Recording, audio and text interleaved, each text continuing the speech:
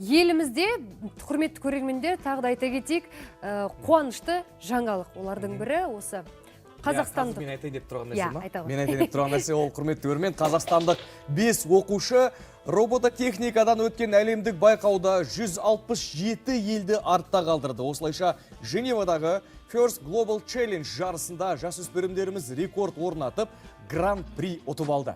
Олар 3 күнге созылған ұлттық турнирде 16 ойын өткізіп, біреуінде де жеңілмеген. Үздіктер бірінші орыннан бөлек басқа командаларға көрсеткен ерекше қолдау үшін арнайы алтын медаль мен робот жасаудағы инженерлік шешімдер үшін Judges Award сыйлығына ие болды. Жаңа бағыт, жаңа белес. Елімізде цифрлық білім беретін 41 IT мектеп бар. Оларда 55 мың бала оқып жатыр екен. Оқудағы нәтижеге де бүгін баршамыз куә болдық.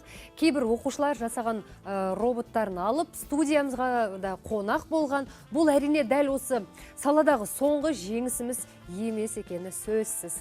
Дәл қазір енді жеңімпаздарымызбен байланысқа шығамыз. Құттықтаймыз, жігіттер, қайырлы таң. Құтты болсын. Сәлем. Қайырлы таң. Жеңістеріңіз құтты болсын. Көп рахмет. 167 елді артта қалдырып дедік, және де сіздер ұпай саны бойынша рекорд орнаттыңыздар. Біз үш рет рекорд орнаттық. Бір өзіміздің рекордымызды өзіміз үш рет бізге бар.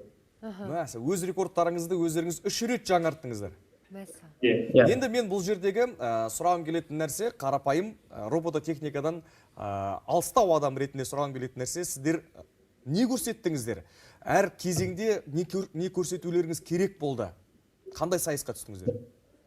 Яғни біз 3 ай ішінде, яғни біз 1 ай ішінде робот құрастыру керек болдық. Яғни бір симуляция дегенде бір ойын бар. Ол ойынның мақсаты, мысалы үшін, углекислый газды жинап, оны реттеу. Сондай симуляциядағы бір ойын берді бізге, яғни поле бар миссиялар болды. Және біз сол миссияға арнайы робот құрастырып, әртүрлі шариктарды жинап, оларды лақтыруға арналған, және балкаларға шығып, ұстауға арналған роботтарды құрастырдық. Және сол 1 ай ішінде робот құрастырып, оған документация жаздық, оны программаладық, және оны джойстикпен айдадық. Және сол Женеваға, Швейцарияға келгенде, жарыста біз әрбір матчты басқа мемлекеттің командаларымен ойнадық. Яғни роботтар бірігіп, симуляциядағы яғни миссияларды орындау керек. Және әрбір матчта өзінің бір ұпайын жинай аласыз. Бәрекелді. Енді бұл жаңа роботтар, яғни адамға қызмет ететін роботтар болып тұр ғой. Адам өміріне маңызды функциялар атқаратын роботтар болып тұр, дұрыс қой? Қандай жобаларыңыз бар тағы да? Қандай робот құрастырып жатырсыздар қазір? Яғни қазір бізде тағы да мынандай бір жоба бар. Яғни ол күн панелінен энергияны алып, яғни солнечный панелінен энергия алып, яғни углекислый газ, яғни көмірқышқыл газының пайызын есептейтін бір робот жобасы бар. Енді жігіттер, бұл додада сіздер жеңімпаз атанғандарыңыздың ең басты артықшылығы сіздер әлемдік деңгейдегі үздік жоғары оқу орнын таңдап оқуға түсе алады екенсіздер. Иә? Иә. Ол дұрыс, яғни біз университетке түскенде, егер біз осындай жерде алтын алдық, немесе Grand Challenge Award алдық десек, онда ол түсу пайызы, яғни шансы одан өте қатты артады, яғни ол мемлекеттік вуздарда, менің ойымша, өте көп пайыз, ал шетелдік вуздарда, яғни өте маңызды рөлін атқарады. Ал енді болашақта әрқайсыңыз айта кетсеңіздер, қай оқу орнына түскілеріңіз келеді, қай жерде оқығыларыңыз келеді?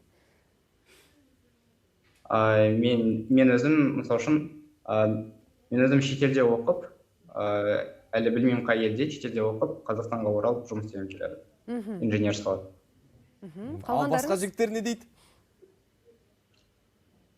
Әлі нақты шешім қабылдаған жоқпыз, бірақ сол сияқты шетелдік оқып, мүмкін болашақта елімізді жақсартып, өз шетелде алған білімімізді елімізді жақсартуға қолданғымыз келеді. Бәрекелді жігіттер, біз тағы да бір рет құттықтаймыз сіздерді жеңістеріңізбен. алдағы жаңа айтып отырған ең батыл робот, робототехникалық батыл жоспарларыңыз жүзеге ассын.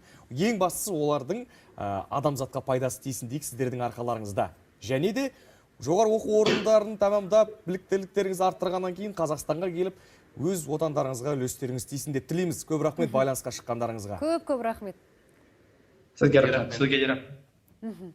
Қап-қарапайым жігіттер өзіміздің Қарадомалақ отырып балаларымыз дейсің. қарасаңыздар біздің эфиріміздің тұрақты көрермендер жақсы біледі робототехника бойынша бізге қаншама оқушы келіп осында келіп түрлі өзінің